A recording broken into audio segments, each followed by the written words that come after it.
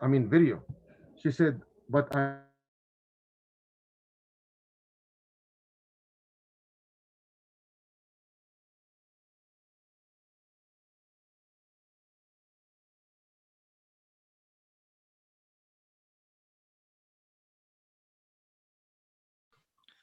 that You'll just know and then kick them out Right. It's Tazkīyah quietly. anyways. You need to do, Sheikh. It's Tazkīyah. Allahu Akbar. Hadib al-Nafs. Allahu Akbar. Allahu Akbar. طيب بسم الله الرحمن الرحيم الحمد لله رب العالمين والصلاة والسلام على سيد الأنبياء والمرسلين نبينا محمد وعلى آله وصحبه أجمعين أما بعد. So inshallah today we are going to talk about chapter 4. Did you guys get the slides? Yes. Okay, good. So in this chapter, basically what Ghazali is talking about, he's talking about the difference between animals and humans. And how does he actually talk about, or what does he say is the main difference between animals and humans? Like what differentiates us from other creation or other beings? Special characteristics. Okay, like what? There's one in particular that he talks about in this chapter that he feels is actually differentiates us. Was it fitra? Fitra was something he mentions in the beginning of the book, in the beginning of this roba, in the beginning of this section. There's no doubt about that. But in this chapter specifically, he talks about something. I think it's the heart that leads to knowledge and will. Jayid, right? So he says that the actual thing that leads us to that is what? You guys know? You guys are all you're all close. Intellect. The intellect, and he says specifically reason, right? So reason is something that we like is translated from like mantiq, and that it is actually reason that allows us to that differentiates us between between us and animals. What is reason? What does it mean? What is he talking about? And remember, I think it's very important, obviously, to keep in mind the time period that also Ghazali was in. I'm not saying he's wrong, but I'm saying that this is something that is he's saying that this is something that is unique to mankind. And I think it's very important for us to understand, okay, where did he get this concept from? So you said, where did he get the concept from? Yes. The Aristotelian logic? Ahsant, right? So this is all Hellenistic thought, right? This idea that mantiq, or the idea that reason is something that that differentiates us between us and animals. I think it is something. I'm not saying it's wrong. I think it is very important to understand that it is something that differentiates us for sure. This ability to actually reason. But what does it mean to reason? I think it's like to question or to kind of experiment. Like this ability to experiment and the ability to draw conclusions. Now, saying that, are animals able to draw conclusions? Right. There is a sense of reason within animals too. So it can't be that Ghazali is not talking about that, because obviously he observed animals, and the Greeks also observed animals. What reason is he talking about then?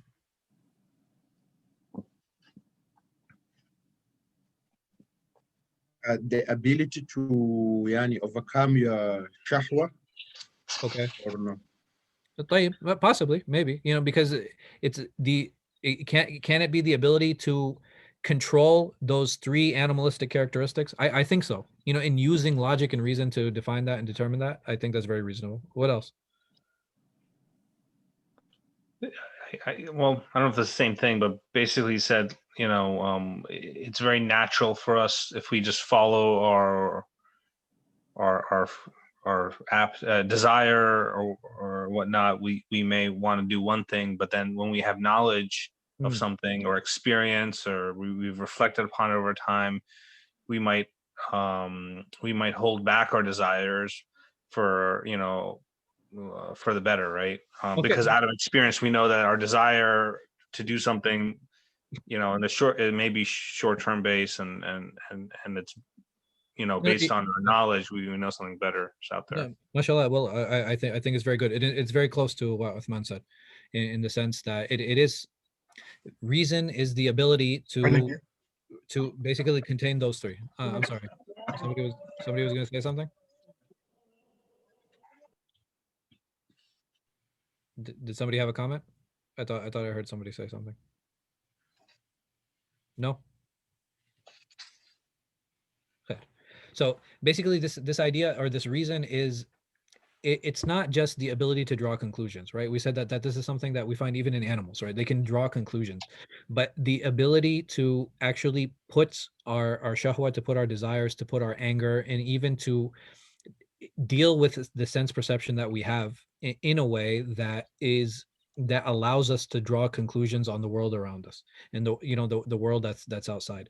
And animals are much easier to trick, right? So this is why it's much easier to trap an animal. This is why you don't have animals developing kingdoms, right? Like mankind does. This ability to draw conclusions and perception of the outside world in order to bring this difference about. And again, this is something that's very important to keep in mind in the Hellenistic frame, that the Greeks are said that, okay, it is logic and reason that actually differentiates us. And when they talk about logic and when they talk about reasons, they talk about the ability to draw conclusions from receiving two separate pieces of information. Versus an animal might get just one or two pieces of information in order to, and the reason that it has is only to further its appetence, to further its anger, and to further its sense perception. For us, for humans, many times that ability to want to draw nearer to the divine, that is something that is very different. That's not something that you're going to find with animals. Also, in that, when the Greeks talk about reason, many times they're actually using it to help them define what is divine, right?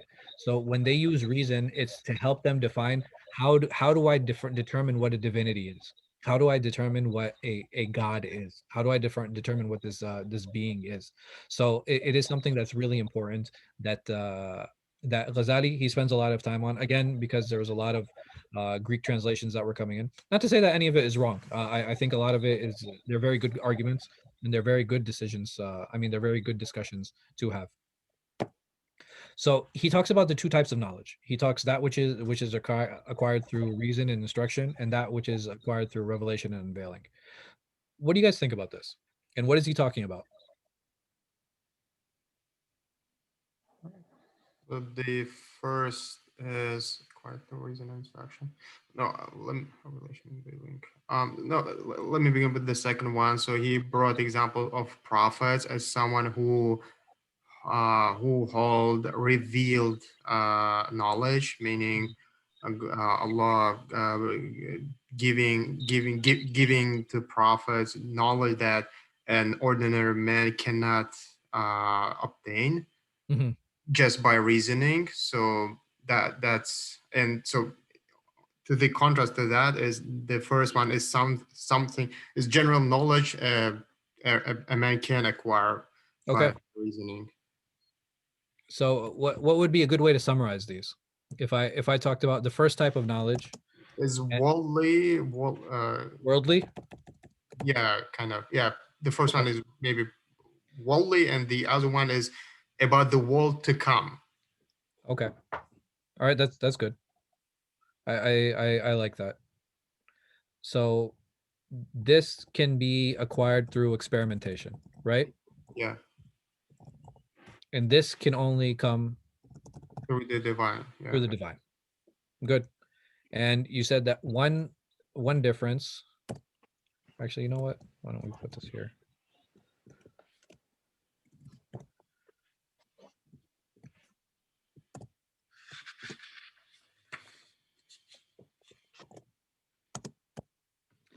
And this is worldly knowledge.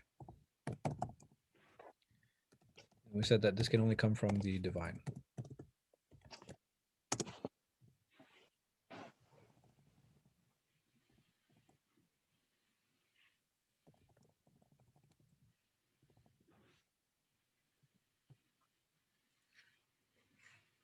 Or something that you can get through the five senses. Okay, if you're talking about a worldly, like experimentation. So experimentation is something that is solely relies on the five senses. There's I think that falls in line with that.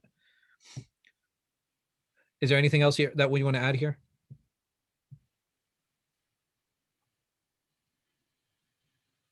So when we talk about knowledge of the Sharia, if I talk about fiqh, if I talk about hadith, if I talk about grammar, I talk about tafsir, where does that fall? in these two? It could look. Go ahead, Asma. I think if you put grammar threw me off, but the rest can be. It can be both, Sheikh, from al-jiha mufakka yani. Okay, but Yeah. I'm saying here, the Quran and the Sunnah, where would those fall? Yeah, revelation. They would fall under revelation. Yeah. And the sciences that come from them, are those revealed? Did Allah say you will study aqidah and you will study fiqh and you will study hadith? No. Right. Those are all man-made sciences, Sorry. and they're all extrapolated from the Quran and the Sunnah. So does that help categorize it a little bit better? No. So here, is Ghazali putting either of these down? Is he saying that you can do without one? No. No, absolutely not. Yeah. And this is a misconception that many people take when they talk about Ghazali, because they think that he's spending so much time on this one, because he calls this experiential knowledge, which we've defined and we've talked about and we'll revisit inshallah, versus perceived knowledge. And we talked a little bit about this. What is the difference between the two?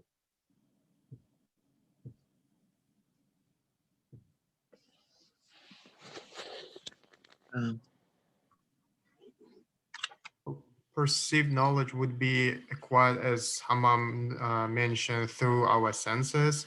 Okay. That what we can see, but in Ilm al-Ghaib we cannot see. It's the unseen realm. This is why it falls into the other category.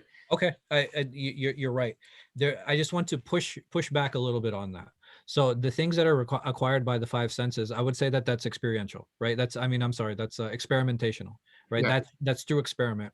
But you have a lot of theoretical sciences, like for example, tafsir, right?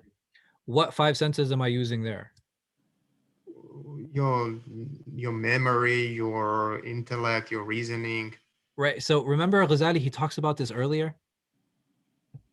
He talked about the armies, right? Yeah. So this is actually acquired through the external, anything that is used by the external armies or the internal armies, right? What about revelation?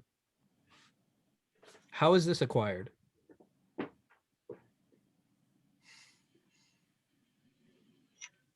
Revelation is acquired through maybe through a prophet. Okay, that's one. But I'm saying for us, we're not talking prophets. They're chosen, correct? Yeah. Like for example, can any of us work to a point so that we can become a prophet? Is there No. any work we can do, or any kind of action we can do to become prophets? No, this is gifted, maybe it's chosen. Right, this is chosen. You are gifted, right? You're gifted to become that. But is there a type of divine knowledge that can reach us? Yes, Yes. through higher spirituality, then you can have some unveiling. Jayid, right? So he talks very, very clearly about this. He said that, okay, there is an unveiling that happens. And we had talked about examples of that, and we said that there are many times that there are certain adhkar, there are certain types of remembrances we make, and we could have made them thousands of times in our life. But there comes a point in our life where we truly understand it because of a particular experience, because something happened, or Allah subhanahu wa ta'ala just chose that moment to open our hearts to help us understand it. And many times the same things applies to certain verses. Many times there are things that happen in our life, or there are things that are to happen, and Allah gives us insight on either avoiding it or doing it. And all of that comes through not using either of these armies, right? There's nothing that an individual can actually do, right? There's no common sense, there's no insight, there's no thinking that a person can do to actually acquire this. So this is something like you pointed out, this is essentially a gift. This is essentially a gift. But there are only certain types of people who are given this gift.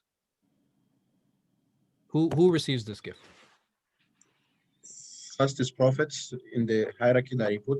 Absolutely. Prophets are number one. There's no doubt about that.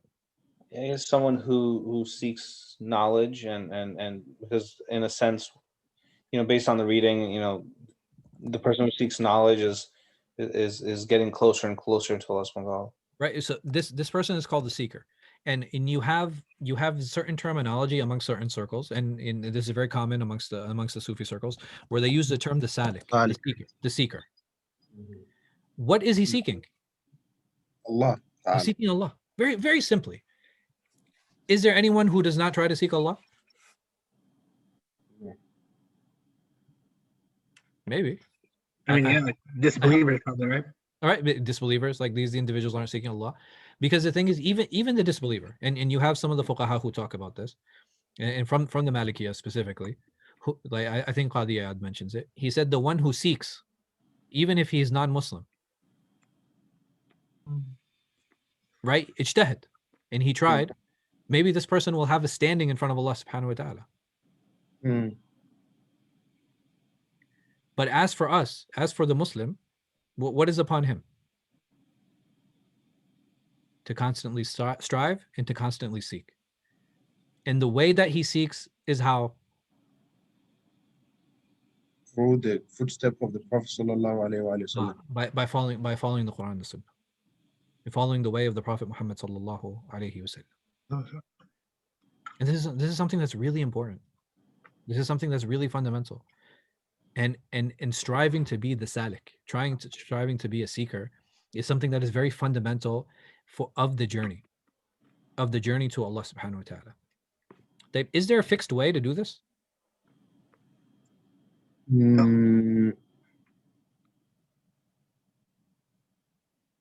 Is there a prescribed way for an Salah. individual to do this? I'm sorry?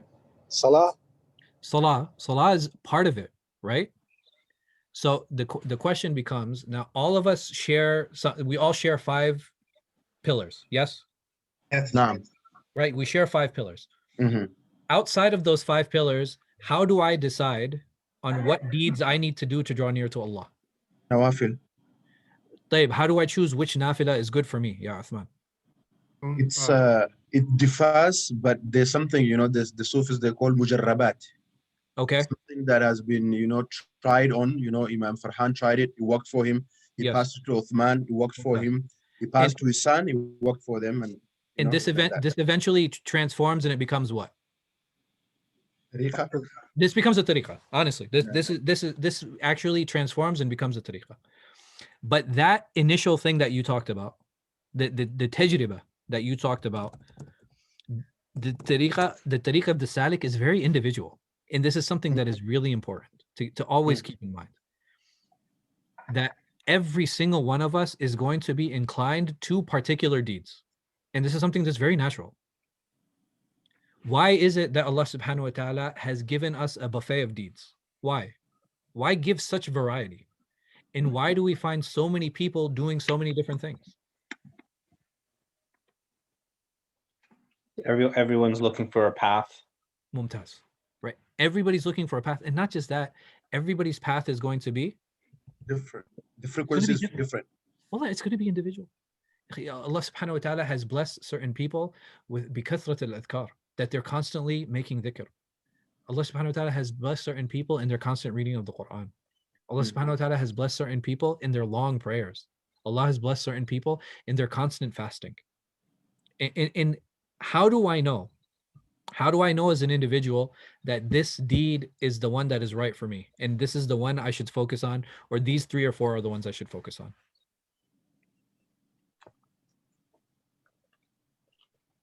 You have to test them out, figure it out. Ahsant. Right. And this goes exactly back to what Uthman is talking about. I think the nice thing about the tariqas is that basically they're coming and saying that, okay, hey, these are the tested methods that we used, and this is what worked for us to draw near to Allah subhanahu wa ta'ala and to get through those stages. I would challenge that and say, okay, that's good. And that might work for a set of people, but I want to go back to the root of how they were doing it. And that is just trying different deeds and seeing what it is that brings fulfillment to my heart. Because at the end of the day, the journey, and this is something that I really feel like we really need to drive home, is that the journey of the salik is always going to be individual. Can I have a shared experience with someone else? Yeah. Yeah, absolutely. I don't see why not. Is it possible that there's, another brother or sisters or group of people who share, a commonality, or they enjoy doing certain things socially? Yeah, absolutely. I have no issue with that. I have no problem with that. But the reality is that the journey to Allah subhanahu wa ta'ala is always going to be individual. And that is why we're able to cater all of these deeds to us individually. And the only way to determine what deeds work best for each of us is through testing, right? Testing and experimentation. And a person might ask, well, I don't have a lot of time. Well, following a tariqah is fine. I honestly don't have issue with it. They say, okay, I'd rather go with something that's tried and tested. I don't have time to, to go through, and I don't have time to discover. And this is why you kind of have that push and pull between people. Like, so now you have a number of teachers, a number of mashayikh who are like, okay, listen, I'm not with the tariqah.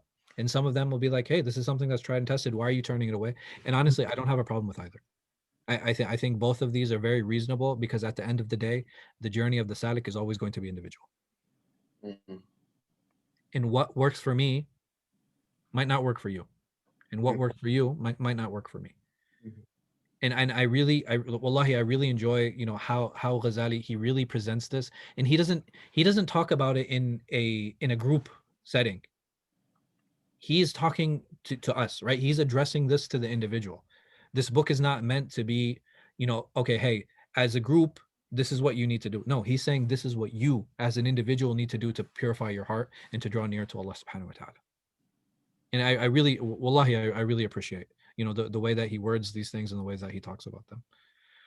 And he talks about the levels, right? He talks about the levels of knowledge, saying he talks about the prophets, he talks about the angels, and he talks about the animals. What I find really interesting is that he never, no matter how hard we try, he says that you can never reach. He says the highest you can reach is the knowledge of who, or the level of who? The Malakani angels. Of the angels. He never says that the highest level you can reach is that of a prophet. Why is that? Because of the final, that is chosen by Allah Ta'ala. Yeah, absolutely. Right. These individuals are chosen by Allah subhanahu wa ta'ala, and it is impossible to reach that level. I mean, it's like you can keep working, and you can take that escalator, and at the top of the escalator is an elevator. And you know who that elevator is for? That's for the Anbiya, right? That's for the prophets.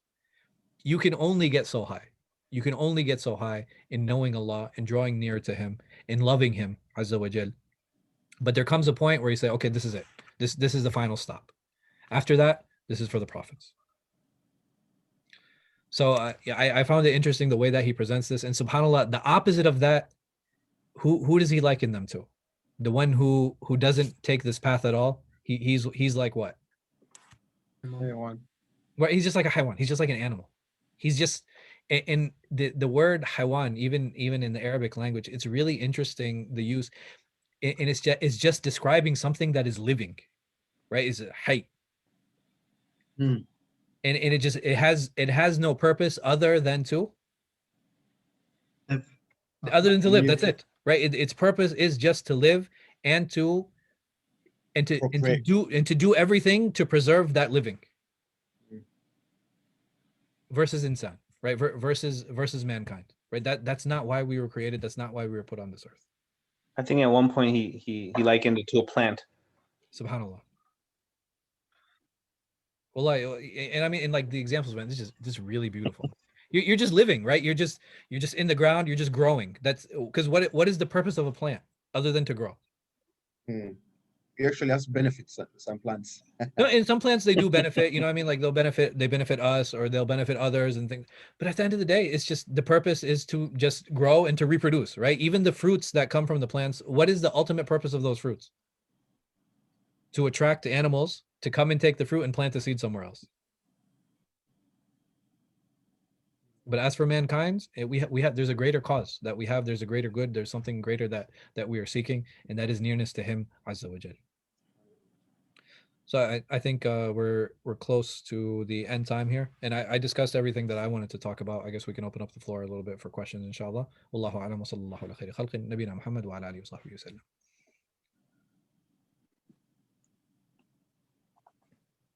Floor is open for any questions or anyone who has any.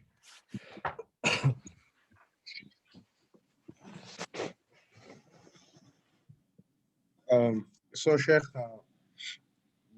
at the beginning we talked about reason and mantiq, right? Yeah. And so you see a lot of people who are, you know, ahlul tasawwuf, they had both grounding, right? Yeah. So like Al-Ghazāli camp will say, you know, mantiq is fine. Yes. You have the camp of Imam al-Nawawi or Ibn Taymiyyah where they say mantiq is haram. Yes. So in our day to day, so what is mantiq really necessary for us to study, or what is the ruling for it? So I think mantiq is good for the person who wants to further his understanding of how to draw conclusions and how to reason. For the day-to-day Muslim, I don't think these type of things are necessary, or the one who's interested, right? Like I would never prevent anybody from studying any science. I think if anybody has an interest in a science, they should go and seek that and they should go and study it. And if you, it's just like grammar, right? Who is grammar essentially good for? It's somebody who has a good grasp of the language. So if you enjoy debating, if you enjoy discussions, you enjoy kind of, you know, creating mental models and these type of things, I think mantiq is very important for those people because it'll help them refine a skill that they're already good at. I think Ibn Taymiyyah has a very famous statement, right? He says, "Mantiq la yafhamu al-balid wa la yantafa'u minhu al-dhaki," or something like this. Yes, exactly. Right? He says that the balid, you know, he said that the person who, like the weak-minded person, he's not going to benefit it from it. And he said, as for the intelligent person, it's already something that that is natural for him. Need it. Right? He doesn't need it. And which is interesting because he himself studied it. And he refuted Radd Right. again. And the thing is, it's not meant to be a refutation of like mantiq as a science in and of itself. It's meant to be a refutation of the people who draw incorrect conclusions from that. Because even if you look a lot of his books, he will always, his books, when he talks about, like, you know, for example, his Risala Tadmuriyah, it's a very logical arguments that he's trying to create and that he's trying to base. And it's very clear. You can see that he's bringing, you know, point A, he's point B, and then conclusion, right? And these are called, even in Arabic, you're called muqaddimat and nata'ij. So he's following a very logical way of presenting arguments, showing that he himself is very aware of it. So, you know, and I think it's good. I think it's something that, you know, for some people, I think they really, it'll help them kind of hone their thoughts and it'll help them organize how to draw conclusions. Some people, they honestly won't need it because they have a natural sense of reason. And for others, they might be interested in it. And I have no issue studying it. What's interesting about Ghazāli himself is in his Mustasfa, right? He has a book on legal thought. The first chapter is about mantiq.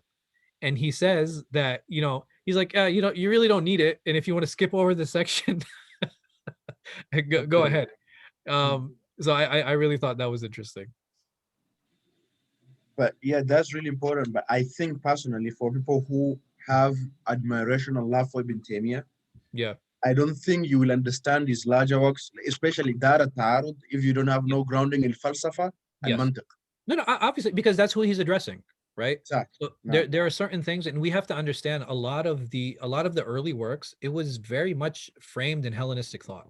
It was very much framed in old Greek thought. So if you don't understand those sciences, you're not even going to understand what it is that he's refuting and what it is that he's talking about.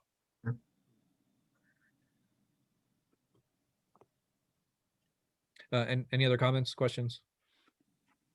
I thought it was also interesting. So you mentioned how there's a ceiling, right, as the angels in Mm. terms of knowledge.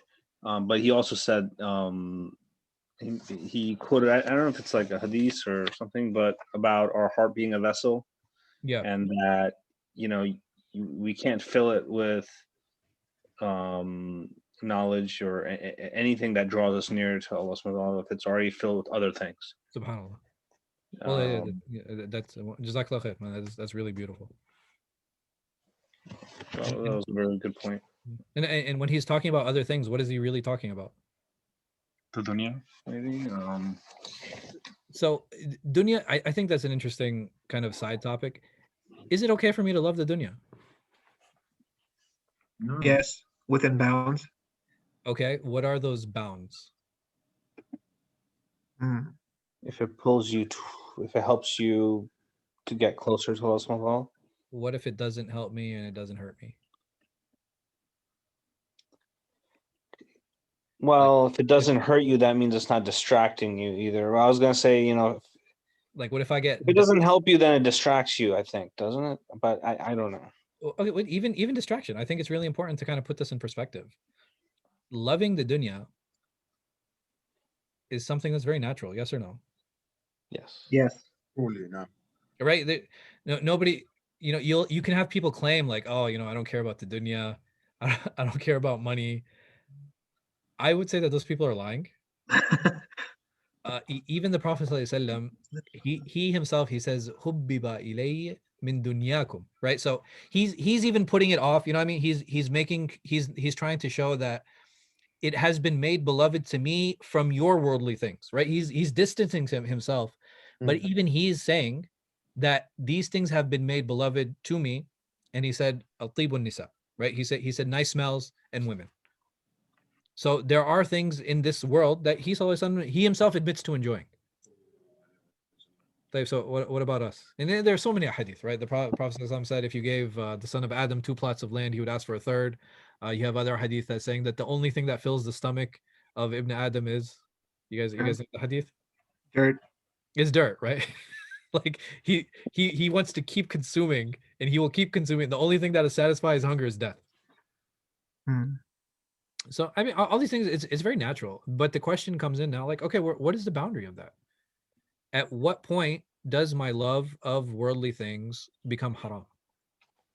Once you start violating Allah's rights and the rights of others. Ahsant, mumtaz. That's a perfect summary.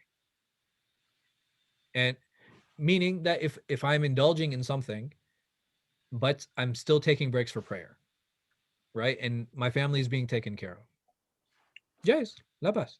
Is it the best use of my time? Absolutely not. But at the end of the day, it's very difficult for us to dictate and tell others how to use their time and how not to use their time.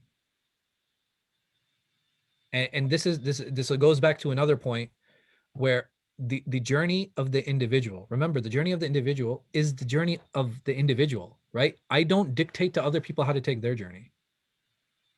And this is something that many of us have fallen into, where we just police others.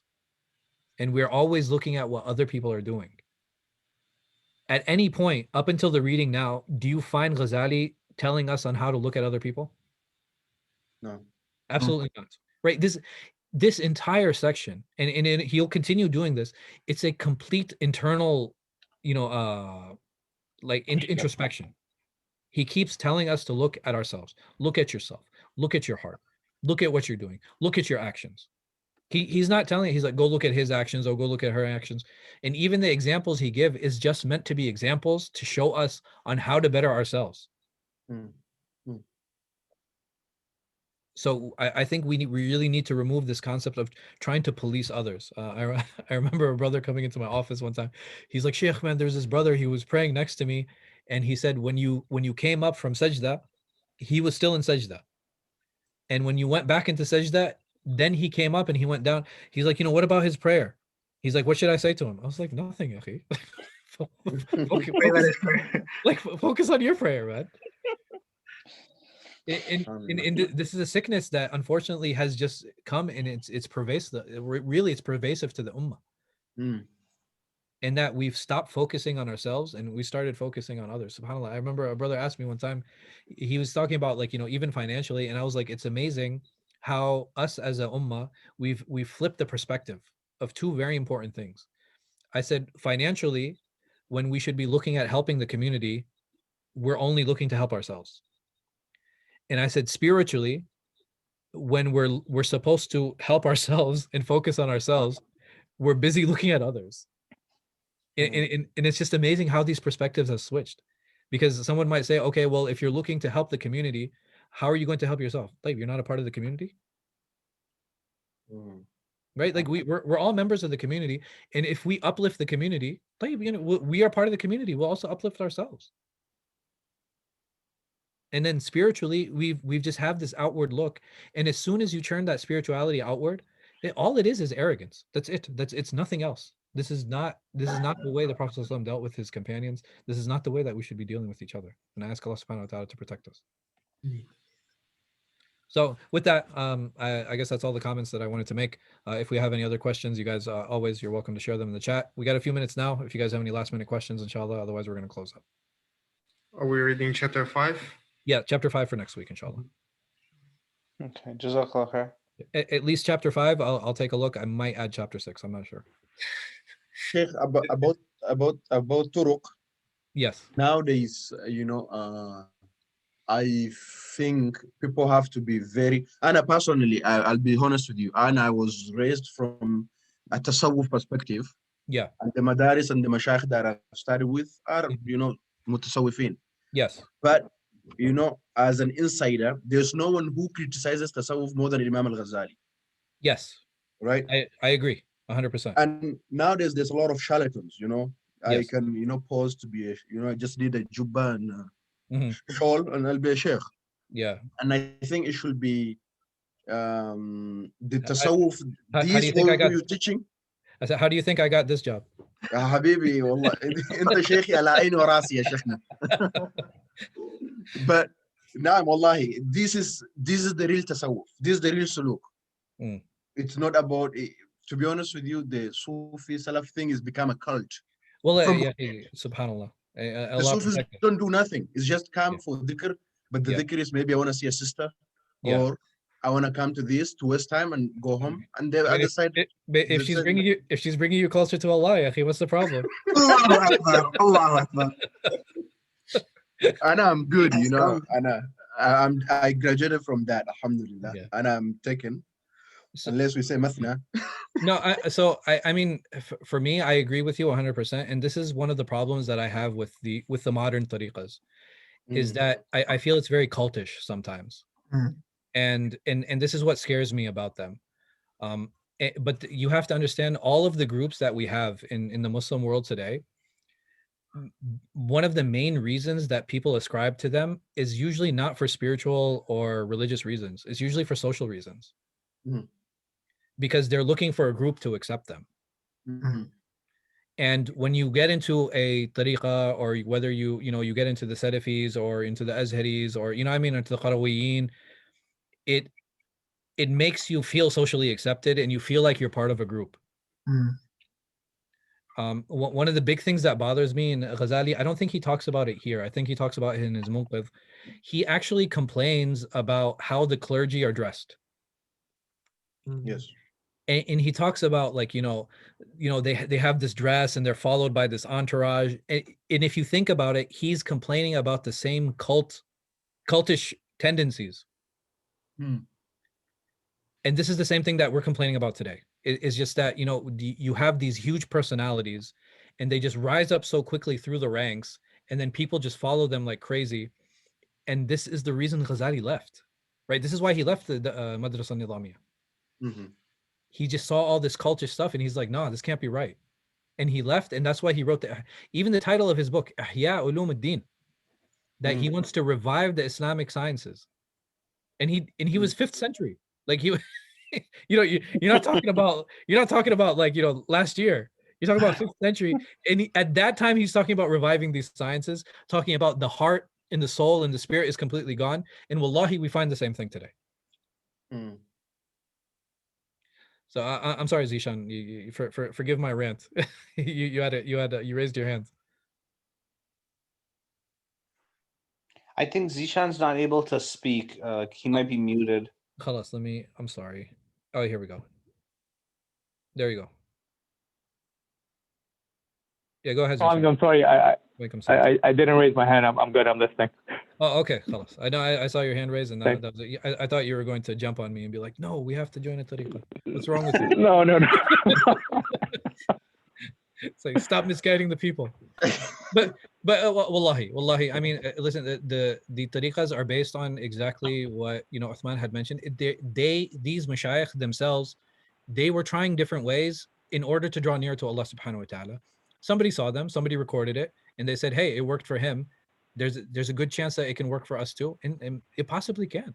Where did all these wird awrad come from? You know what I mean? Like having a wird is something very prophetic. This is something that you find with the companions, that they would have a certain amount that they would read every day. They would have a certain amount that they would recite every day, because the reality is Islam leads to consistency. Right? It's not meant to be random.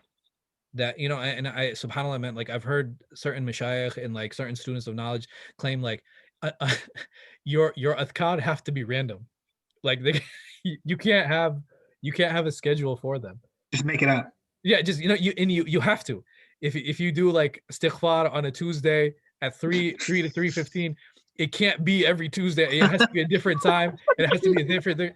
And I'm just sitting there. I was like, what kind of idiocy is this? Mhm. Islam leads to consistency.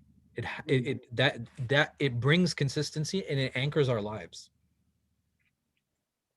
And in that I mean, if that was the case, why is it that Hajj is the same time every year? Why is it that Ramadan is the same time every year? Why is it that we make 5 daily prayers in the same windows every single day?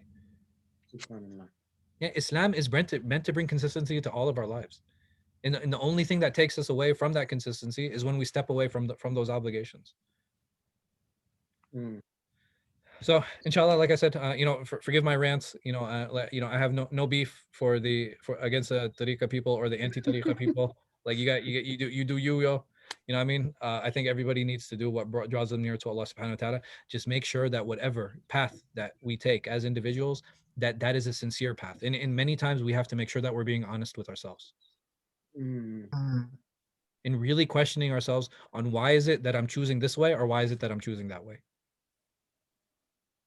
Because even the most important characteristics of everything, everything you can think of the Prophet sallallahu alaihi wasallam, the two that will always come to mind are sidq wal amana, right? The fact that he was honest and the fact that he was trustworthy. And we really need to be honest with ourselves. This is what ikhlas is. This is what sincerity is. That we're able to ask ourselves if this is the correct path. And this is the way that am I truly doing this for Allah, or am I doing this because I don't have enough friends? And if I don't have enough friends, that's fine. That requires another set of exercises. But we shouldn't confuse those things, and we shouldn't confuse our intention. So I ask Allah subhanahu wa ta'ala to make us from those who are honest with ourselves, honest with others, and most importantly, honest with Him Azza wa Jal. الله يرضى عليكم شيخ. I mean, خلاص, I'll see you guys next week. Subhanakallah wa bihamdik wa ashhadu an la ilaha illa anta astaghfiruka wa atubu ilayk. Inshallah, the link is in the WhatsApp group. If anybody needs it, you guys can always private message me or any of the other brothers in the group, inshallah, and they'll give you the YouTube page so you can catch up on the old lectures, and they can give you the readings that we are using in the class. Jazakumullah khair. Subhanakallah wa bihamdik wa ashhadu an la ilaha illa anta astaghfiruka wa atubu ilayk. Assalamu alaikum. Wa alaikum salam. Assalamu alaikum.